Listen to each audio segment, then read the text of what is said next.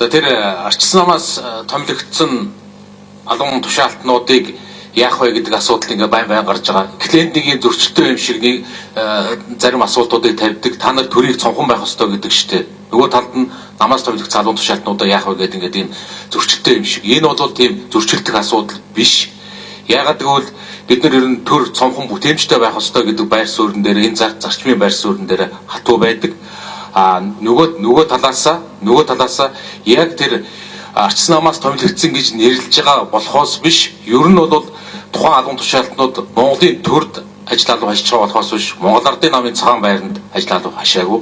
Энэ нь төрийн алууныхаа хууль дүрм журмын дагуу тэр шалгуур шаардлагатай нийцээд ажиллах ёстой. Шалгуур шаардлагад нийцэхгүй бол мэдээж тэр хуулийн хүрээнд ажиллах ёстой гэдэг ийм л байр суурьтай байгаа. Энд Монголын төрд тэр иргэд ажиллаа хийж байгаа болохоос биш.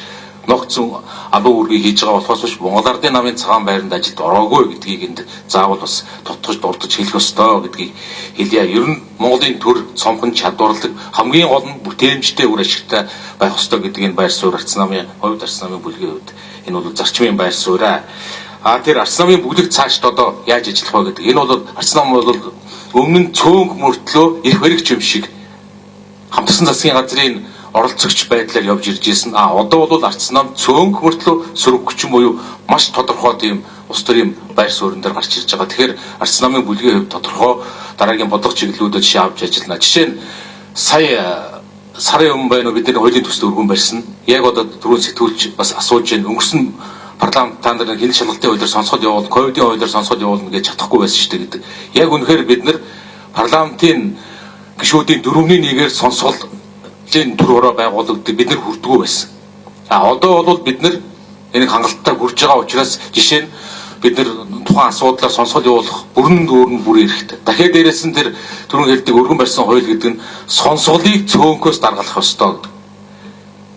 Төрийг кинж байгаа, олонхыг кинэх гэж байгаа, олонхын шийдвэрийг кинэх гэж байгаа хил шалгалтын хуулийн дээр үзэл баримтлал олонх өөрөө өөрснийгөө кинэх болоод хувирчдаг хил шалгалтын хуулиар. Тэгэхээр энээн дээр бид нар тэр сонсголыг тэр хорог цөөнг ахалж яж хил шалгалтыг явуулах ёстой гэдэг энэ хуулийн төслөө бид нар шахаж заавал батлуулна гэж бодож байгаа. Энээн дээр гих мэтэр арчсан намын бүлгийн хувьд сөрөг хүчний байршил дээр хийх маш олон ажлууд одоо биднэрт бий хуулиар хүлээсэн, улс төрийн хувьд хүлээсэн, гишүүд дэмжигчдийн хувьд хүлээсэн, ард түмний хувьд хүлээсний үүргээ биелүүлж ажиллахын төлөө бүрэн дүүрэн ажиллана гэдгээ хэлье.